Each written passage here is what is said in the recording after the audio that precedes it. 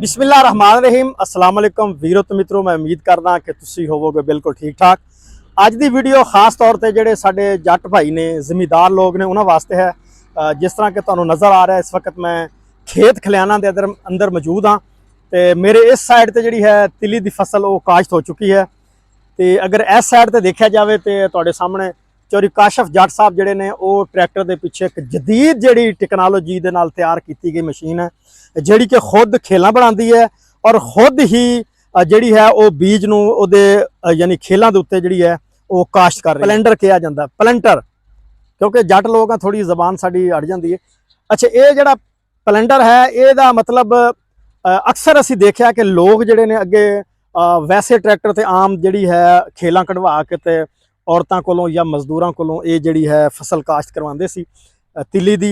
लेकिन वो नुकसान ये हुंदा सी कि एक तो जोड़ा बीज है वो ज़्यादा इस्तेमाल हुंदा सी ते दूसरा जोड़ा है बड़ा घाटा जमदा सी। मतलब औरतों कोलों 5-5 10-10 15-15 जोड़े ने बीज वो लग जाते सन ते फिर वो ज़्यादा जोड़ा है बीज घाटा होने की वजह तो मतलब सानू जी है उसकी तरछाई जी जिन्होंने पटाई कहने वो करनी पैंदी। जिस तरह तुसीं देखो कि यह फसल काश्त हो चुकी है।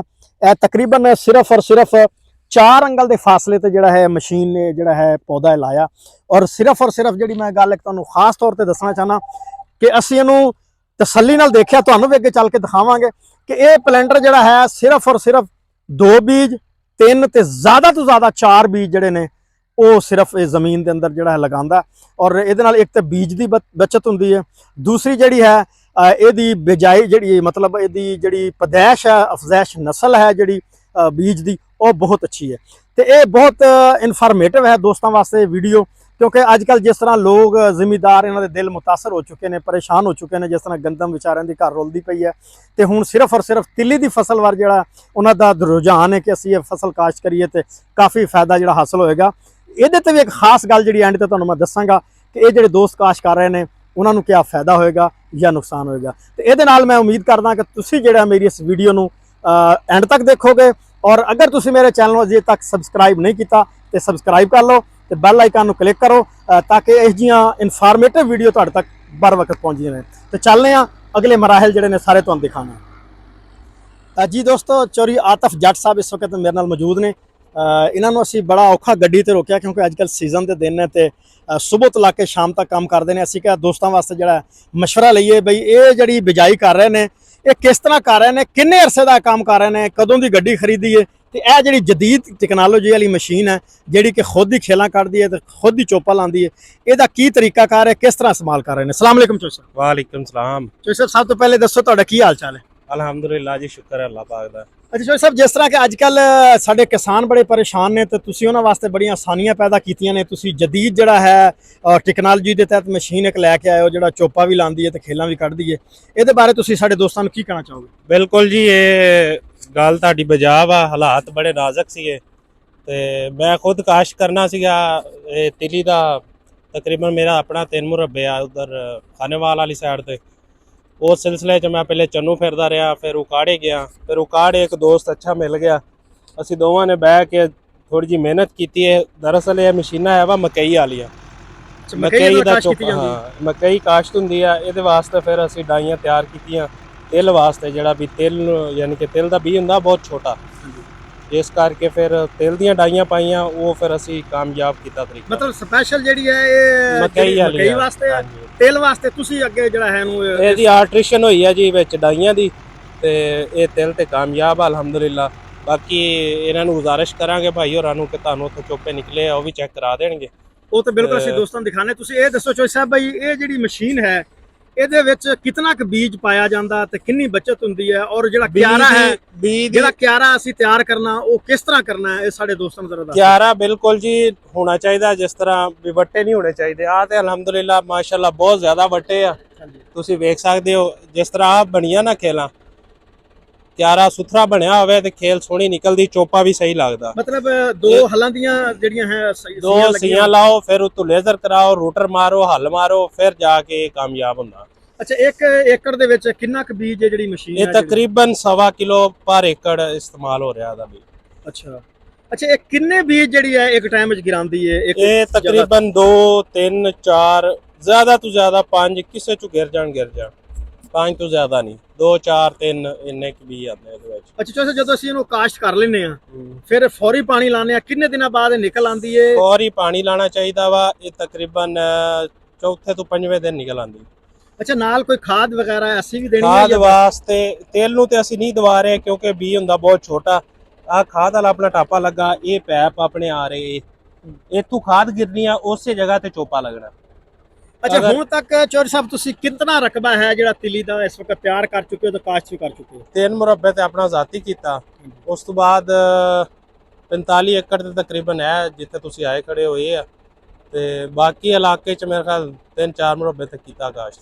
ਅੱਛਾ, ਜਿਸ ਤਰ੍ਹਾਂ ਕਿ ਅੱਜ ਕੱਲ ਇੱਕ ਗੱਲ ਮਸ਼ਹੂਰ ਹੈ ਕਿ ਲੋਕਾਂ ਦੀ ਕਣਕ ਘਰਾਂ 'ਚ ਰੁਲ ਰਹੀ ਹੈ ਤੇ ਤਿਲੀ ਵਾਲੇ ਲੋਕਾਂ ਦਾ ਬੜਾ ਰੁਝਾਨ ਹੈ, ਤੁਹਾਡਾ ਕੀ ਖਿਆਲ ਹੈ ਜਿਤਨੀ ਕਾਸ਼ਤ ਹੋ ਰਹੀ ਹੈ ਇਹ ਕੋਈ ਅੱਗੇ ਕੋਈ ਜ਼ਿੰਮੇਦਾਰਾਂ ਨੂੰ ਝਟਕਾ ਤਾਂ ਨਹੀਂ ਲੱਗਣ ਵਾਲਾ? ਇਨਸ਼ਾਅੱਲਾ ਉਮੀਦ ਤਾਂ ਬੜੀਆ ਨਹੀਂ ਲੱਗਿਆ ਕਿਉਂਕਿ ਚੀਨ ਨਾਲ ਰਾਬਤਾ ਵਾ ਪਾਕਿਸਤਾਨ ਦਾ, ਤੇ ਚੀਨ ਤੇ ਜਾਪਾਨ ਬਹੁਤ ਵੱਡੇ ਸੋਰਸਸ ਆ ਖਰੀਦਣ ਵਾਲੇ ਫਿਲਹਾਲ। ਤੇ ਉਮੀਦ ਤਾਂ ਬੜੀ ਹੈ ਇਨਸ਼ਾਅੱਲਾ ਇਹਨੂੰ ਨਹੀਂ ਲੱਗੇਗਾ, ਅਗਰ ਹਕੂਮਤ ਨੇ ਸਹੀ ਸਾਥ ਦਿੱਤਾ ਤੇ ਫਿਰ ਆਪਣਾ ਇਨਸ਼ਾਅੱਲਾ ਕਾਮਯਾਬ ਆ ਤੇਲ। ਅੱਛਾ, ਮਾਸ਼ਾਅੱਲਾ, ਤੁਸੀਂ ਬਹੁਤ ਅੱਛੇ ਡਰਾਈਵਰ ਵੀ ਹੋ। ਕਿਹੜੇ ਕਿਹੜੇ ਇਲਾਕਿਆਂ 'ਚ ਜਿਹੜਾ ਤੁਹਾਨੂੰ ਕਾਲਾਂ ਆਉਂਦੀਆਂ ਨੇ ਜਾਂ ਦੋਸਤ ਸਪੈਸ਼ਲ ਸਾਡੀ ਵੀਡੀਓ ਵੇਖ ਕੇ ਆਖਣਗੇ ਅਸੀਂ ਤੁਹਾਡੇ ਕੋਲੋਂ ਕਾਸ਼ਤ ਕਰਵਾਉਣੀ ਹੈ? ਭਾਈਜਾਨ ਕਾਲਾਂ ਤੇ ਬਹੁਤ ਆਉਂਦੀਆਂ, ਟਾਈਮ ਦੀ ਕਿੱਲਤ ਆ, ਉਧਰ ਗਰਮੀ ਬਹੁਤ ਜ਼ਿਆਦਾ ਵਾ, ਤੁਹਾਨੂੰ ਵੀ ਪਤਾ ਵਾ, ਤੇ ਬਸ ਜਿੰਨਾ ਕੁ ਹੋ ਸਕਦਾ ਕੰਮ ਉਹਨਾਂ ਕੁ ਕਰੀਦਾ ਵਾ, ਯਾਨੀ ਕਿ ਸਵੇਰ ਕਰ ਲਿਆ ਤੇ ਸ਼ਾਮ ਨੂੰ ਕਰ ਲਈਦਾ, ਰਾਤ 10-11 ਵਜੇ ਤੱਕ ਬਸ। ਅੱਛਾ ਚੌਧਰੀ ਸਾਹਿਬ, ਇਹ ਹੁਣ ਐਂਡ ਤੇ ਸਿਰਫ ਦੋਸਤਾਂ ਨੂੰ ਇਹ ਦੱਸ ਦਿਓ ਕਿ ਇਹ ਅੱਜ ਜਿਹੜੀ ਕਾਸ਼ਤ ਹੋ ਰਹੀ ਹੈ ਹਾਂਜੀ, ਇਹਨੂੰ ਕਿੰਨੇ ਪਾਣੀ ਲਾਣੀ ਚਾਹੀਦੇ ਨੇ, ਖਾਦ ਵੀ ਦੇਣੀ ਚਾਹੀਦੀ ਔਰ ਕਦੋਂ ਇਹ ਬਰਦਾਸ਼ਤ ਹੋਏਗੀ? ਖਾਦ ਇਹਨੂੰ ਦੇਣੀ ਚਾਹੀਦੀ ਆ ਜੀ। ਇਹ ਅਸਲ ਤਿੱਲੀ ਨੂੰ ਨਾ ਲੋਕ ਸਹੀ ਸਮਝ ਕੇ ਕਾਸ਼ਤ ਹੀ ਨਹੀਂ ਕਰਦੇ, ਫਸਲ ਸਮਝ ਕੇ ਨਹੀਂ ਕਾਸ਼ਤ ਕਰਦੇ। ਆ 3 ਮਹੀਨੇ ਵਿਹਲੇ ਹੁੰਦੇ, ਛੱਡ ਦਿੰਦੇ, ਹੋ ਗਈ ਨਾ ਹੋਈ ਨਾ ਸਹੀ। ਬੈਡ ਤੇ ਕਾਸ਼ਤ ਕਰਨ ਦਾ ਇੱਕ ਤਾਂ ਸਭ ਤੋਂ ਵੱਡਾ ਫਾਇਦਾ ਇਹ ਹੁੰਦਾ, ਅਗਰ ਬਾਰਿਸ਼ ਆ ਜਾਂਦੀ ਆ ਤੇ ਪਾਣੀ ਦੀ ਨਿਕਲ ਜਾਂਦਾ, ਯਾਨੀ ਖੇਲੀਆਂ ਦੇ ਖੜਾ ਹੋ ਜਾਂਦਾ, ਖੇਲੀਆਂ 'ਚ ਖੜਾ ਹੋ ਜਾਂਦਾ, ਬੂਟੇ ਦੇ ਮੁੱਢ ਨੂੰ ਪਾਣੀ ਨਹੀਂ ਲੱਗਦਾ। ਇਹਦਾ ਸਭ ਤੋਂ ਵੱਡਾ ਨੁਕਸਾਨ ਇਹ ਹੁੰਦਾ ਕਿ ਬੂਟੇ ਦੇ ਮੁੱਢ ਨੂੰ ਪਾਣੀ ਲੱਗ ਗਿਆ, ਉੱਤੋਂ ਸੂਰਜ ਦੀ ਰੋਸ਼ਨੀ ਪੈ ਗਈ, ਬੂਟਾ 1 ਘੰਟੇ ਬਾਅਦ ਸੁੱਕ ਜਾਂਦਾ।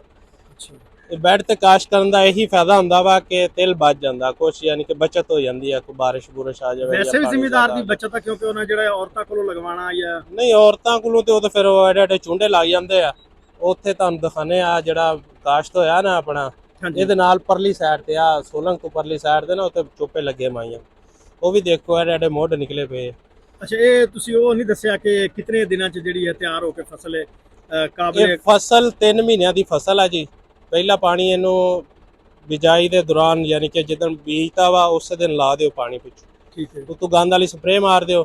6 ਦਿਨਾਂ ਬਾਅਦ ਦੁਬਾਰਾ ਪਾਣੀ ਲਾਣਾ ਇਹਨੂੰ, ਠੀਕ ਹੈ। ਤੇ ਜਿਹੜਾ ਕੋਈ ਚੋਪਾ ਰਹਿ ਜਾਂਦਾ ਸਲਾਬ ਨਹੀਂ ਆਪਣੀ ਉਹ ਵੀ ਨਿਕਲ ਆਵੇ। ਉਸ ਤੋਂ ਬਾਅਦ ਤਕਰੀਬਨ 15 ਦਿਨਾਂ ਬਾਅਦ ਪਾਣੀ ਲਾਓ। ਇਹਨੂੰ 2 ਕਿਲੋ ਪਰ ਏਕੜ ਨੂੰ ਦਿਓ ਸਲਫਰ, ਪੋਟਾਸ਼ ਦੇ ਦਿਓ 10 ਕਿਲੋ ਤੇ ਯੂਰੀਆ। ਇਨਸ਼ਾਅੱਲਾ ਕਾਮਯਾਬ। ਫਲੱਡ ਕਰਨੀ ਚਾਹੀਦੀ, ਫਲੱਡ ਡਰਮ ਦੇ ਨਾਲ। ਅੱਛਾ, ਸਪਰੇਅ ਸਿਰਫ ਇੱਕ ਹੀ ਕਰਨਾ ਚਾਹੀਦਾ? ਸਪਰੇਅ ਤੇ ਦੰਦ ਵਾਲਾ ਹੋ ਗਿਆ ਨਾ, ਉਸ ਤੋਂ ਬਾਅਦ ਸੁੰਡੀ ਦਾ ਤੇ ਲਾਜ਼ਮੀ ਆ 2-3 ਸਪਰੇਅ ਕਰਨੇ ਪੈਂਦੇ। ਉਹ ਜਿਸ ਵਕਤ ਮਤਲਬ ਉਹਨੂੰ ਬੂਰ ਵਗੈਰਾ ਜਾਂ ਨਿਕਲਦਾ ਵਾ ਬੂਟਾ ਨਿਕਲਦਾ, ਉਸੇ ਟਾਈਮ ਇਹਨੂੰ ਸਪਰੇਅ ਕਰਨਾ ਪੈਂਦਾ। ਨਹੀਂ ਤੇ ਉਹ ਜੱਟ ਆਂਦੇ ਯਾਰ ਉਹ ਤੁਸੀਂ ਉਹ ਡਰਿਲ ਕਰ ਗਏ, ਉਹ ਚੋਪੇ ਨਹੀਂ ਨਿਕਲੇ, ਇਹਨਾਂ ਨਹੀਂ ਪਤਾ ਕਿ ਉਹ ਸੁੰਡੀ ਤੋਂ ਖਾ ਵੀ ਗਈ। ਬਿਲਕੁਲ, ਜਿਸ ਤਰ੍ਹਾਂ ਤੁਸੀਂ ਦੱਸਿਆ ਅਸੀਂ ਅੱਗੇ ਚੱਲ ਕੇ ਦੋਸਤਾਂ ਨੂੰ ਉਹ ਵੀ ਦਿਖਾਣੇ ਆ, ਉਹ ਵੀ ਦਿਖਾਓ, ਉਹਨਾਂ ਨੂੰ ਪਤਾ ਚੱਲੇਗਾ ਚੋਪੇ ਕਿੰਨੇ ਨਿਕਲੇ ਆ। ਉਹ ਬਕਾਇਦਾ ਮਸ਼ੀਨ ਦੇ ਸਟੈਪ ਹਰ ਸ਼ਾ ਤੁਹਾਨੂੰ ਪਤਾ ਲੱਗ ਜਾਏਗੀ ਵਾਕਿਆ ਮਸ਼ੀਨ ਨਾਲ ਲੱਗੀ ਹੋਈ ਆ।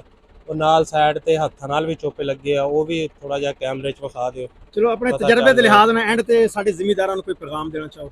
ਜ਼ਿਮੀਦਾਰਾਂ ਨੂੰ ਇਹੀ ਪੈਗਾਮ ਦਵਾਂਗੇ ਕਿ ਜਿਹੜੀ ਫਸਲ ਕਾਸ਼ਤ ਕਰਨੀ ਆ ਧਿਆਨ ਨਾਲ ਕਾਸ਼ਤ ਕਰਨੀ ਆ, ਪੂਰੀ ਸੂਰੀ ਕਾਸ਼ਤ ਕਰਨੀ ਆ। ਕਿ ਹੁਣ ਜੇ ਤਿਲ ਲਾਲ ਬੰਦਿਆਂ ਦਾ ਧਿਆਨ ਹੋਇਆ, ਸਾਰੇ ਤਿਲ ਕਾਸ਼ਤ ਕਰੀ ਜਾ ਰਹੇ ਆ, ਤੇ ਕਣਕ ਵਾਲਾ ਹਿਸਾਬ ਨਾ ਹੋਵੇ, ਓਨੀ ਕੁ ਕਾਸ਼ਤ ਕਰੋ ਜਿੰਨੀ ਕੁ ਬਰਦਾਸ਼ਤ ਕਰ ਲਓ।